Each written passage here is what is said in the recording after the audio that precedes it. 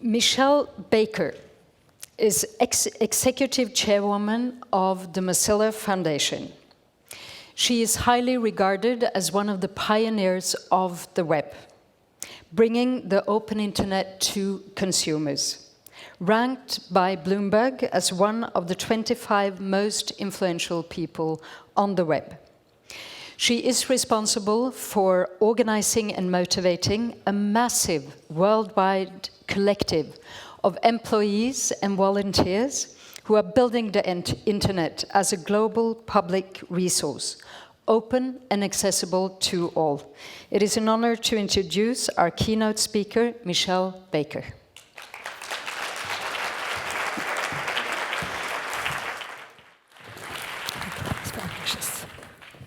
Well, hello. I'm going to start with a comment from the last session that the digital revolution is accelerating, and that digitization itself in life is accelerating, and also the pace of change, of technical change, is also accelerating. And so we see that in life, we see that in the work of governments, and we see that in the questions posed. You know, unlike, here, hold on. Let's see if I can fix that. How's that? Okay.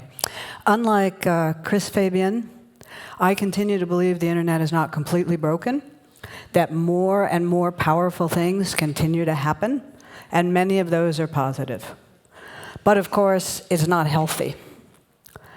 And as all of human nature is reflected in this tool, we experience how easy it is to damage things and how much harder it is to build healthy social and public interactions.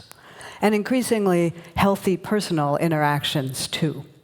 And so the challenge before us is to look at the questions of access from the first session, from human rights in the last session, and from the work from all of the sessions together, and move towards a healthier system even as it's growing and changing. And that's a problem that's global. It will be experienced different ways in different societies, and we need to have local engagement, but they are global issues. So even the best identity system in a government that is now aimed against its citizens, I'm so sorry, it is also possibly the surveillance tool. And so we need to look at all of these systems and try to figure out what are the tools we have from the past, what are the work of civil society, what's the nature of government or government regulation, how do we build healthy societies? And I want to add a tool that we need to develop are the tools that come out of the technologies themselves. To be clear, I agree completely with the last panel. Technology does not solve problems of humanity and society. We solve them with technology. But technology is powerful. And the global network we call the internet is one of the most powerful technologies we've seen, in quite a long time. And so these powerful technologies shape the way people engage and react and conceive of the world. Like the children trying to figure out why the book is not interactive. But also, increasingly, we are learning tools from technology itself. And open source is one of the early and powerful tools. And I want to argue here that some of the basis of open source, which is also philosophical and social as well as technical, can be another tool to add into the problem-solving toolkit, particularly in the form of digital public goods. Why is that? Well, open source is often thought of as free software, right? But it's much more than that.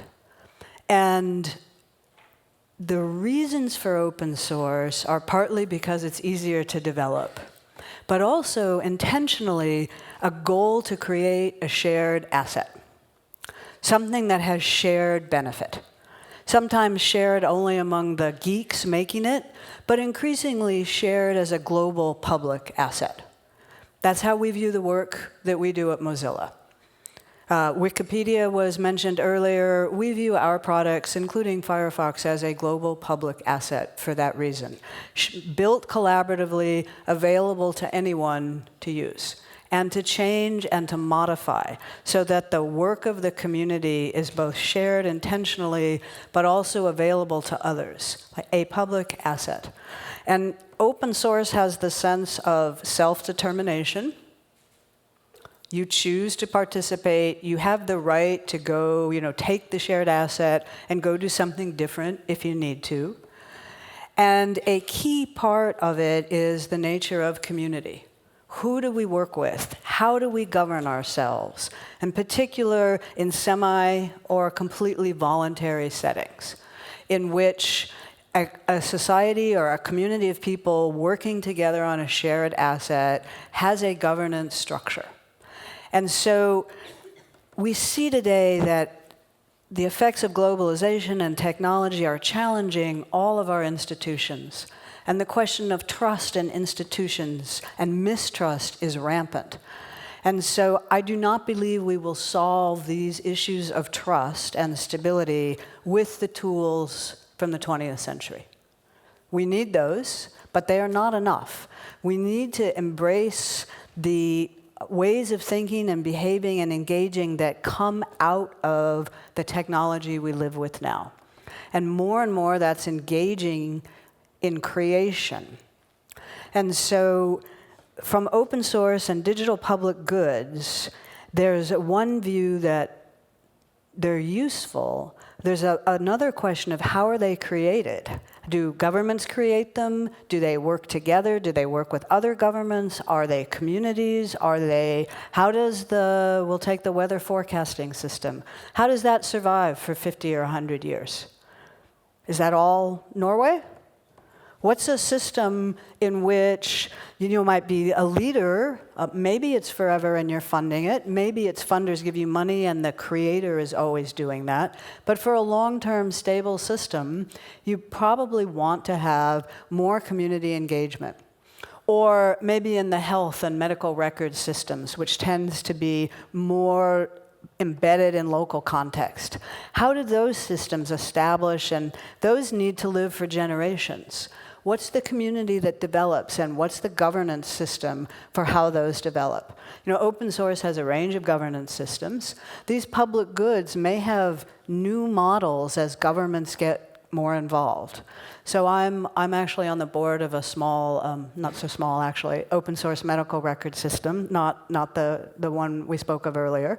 And that question of community engagement, building local capacity and ownership, so that, in this case, it's a medical record system, but when it's installed as the basis of a national health system, the national ministry is the keeper of it. It's not a continual, go out and refresh or rebuy, but also building the local software, data, health capacity in the system. And where is local governance on these things? And so the question of not just what is a digital public good, how do we use it, but also how do we create it, and what's the ongoing nature of it? And can we take that experience of being engaged in the creation of technology, or software, or the algorithms, or data, and the experience of building public goods to add to a larger set of problem-solving tools? Because it's clear, as you kind of watch, generations, younger and younger generations growing up with different technologies, that the way they engage with those technologies affects how they engage in the world. And so the question of the regulatory systems that we have, the aid and development systems that we have, and the NGOs and civil society organizations and our political institutions, how can we help modernize those with the power of the thought of the technology so that it becomes embedded in how we're addressing these problems? Because open source is a tool. I mean, for Mozilla, it's an identity, right? It's my belief that the more open you are, the more trustworthy you are. But in many cases, it's a tool. But it also reflects something of the nature of the technology itself and a positive way of building engagement and understanding and a sense of ownership of things. And so I think the question of digital public goods has a range of aspects, and however we approach them, it's incredibly important. There's at least in the Mozilla view of the world, so mine, there's a role for private enterprise and the economic engine that generates ideas and value and so on. But in the internet today, that balance between what's commercial and what's public or government or social or personal is way out of balance. And so one way, clearly, the regulatory regime for technology is changing. But another way is actually to build, and to build differently, and to build different things. And I also postulate that as we do this, and we create digital public goods, and we figure out how to fund them and make them sustainable for generations, and how we can have a global technology that it has local ownership for the local environment, we will be experiencing some way of participating with technology that is different than clicking on the like button. And building those things is, I think, fundamental to shifting the consciousness of how we think about these and experience them. And also, digital public goods displaying how you could do things differently. Particularly, let's take data. What do you do with data? Like, data is incredibly valuable. And so, there's one way that says, well, don't collect it, because it's also really dangerous. We tried that at Mozilla for a while, and it was really hard to build a good product. So that was painful. Like, not having good products is really painful. So we had to get in and say, no, we are going to deal with data. We're going to deal with it differently, right? We are not trying to create massive quarterly shareholder value, so we have the ability, and we feel like it's our role to deal with data differently. And that is true also of global public or digital goods. What is the model for dealing with data where the person is at the center of it? We need to build examples of that. I intend to do that at Mozilla, but we're small. And so the number of examples of digital public goods where the data is held responsibly on behalf of the individual, and you learn how to build better experiences and offer people more with the data you gather, but treat it on their behalf. We need those models. We need them both for the public goods themselves, and we need them so that regulators have a model that works. Because it's clear, we don't actually know how to regulate technology. And so fixing whatever the commercial problems are, it's not actually clear. The GDPR is one example, and enforcement will show us a lot. But there's a hunger to understand, well, what is the right balance? And if you're clear that some commercial practices are damaging democracy or elections or society, how might you regulate that? And so we need many examples of how do you deal with data responsibly and differently. And I think that digital public goods have one big opportunity to create that. Like, it's not actually easy because governments may have the same instincts as companies, which is suck up all the data because it might be helpful, and I'll figure out how to use it when the time comes. Right? And that's great as long as your government is beneficent. But if you live in a government that's not, or your government changes, those models are suddenly dangerous. And so I think most of us should assume sooner or later we will live in a government that is not our friend. May or may not be true of people in this room, but for the population of humanity, the number of us who will live with governments who are not our friend is depressingly high. And so as we build things, keeping that in mind is going to be fundamental. And those are hard political questions.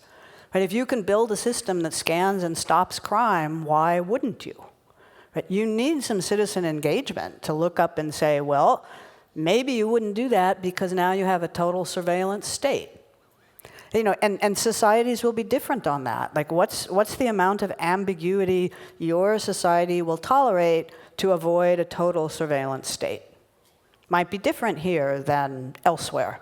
But those are the kinds of questions that we have to answer, and those require citizen engagement. And so as we look at the acceleration of the network and the technology and the power and the amazing things that are possible and the danger and the damage of information everywhere, we have some set of tools from the last, 500 years, so move forward from the Enlightenment. And we also need another set that are really deeply connected to the nature of technology. And so here for today, I want to just emphasize, that sounds crazy maybe, but I know from experience that it's possible, and that the focus on public goods and governments and civil societies and NGOs involved in the creation of technology and these software and data services is a key part to it. Thank you.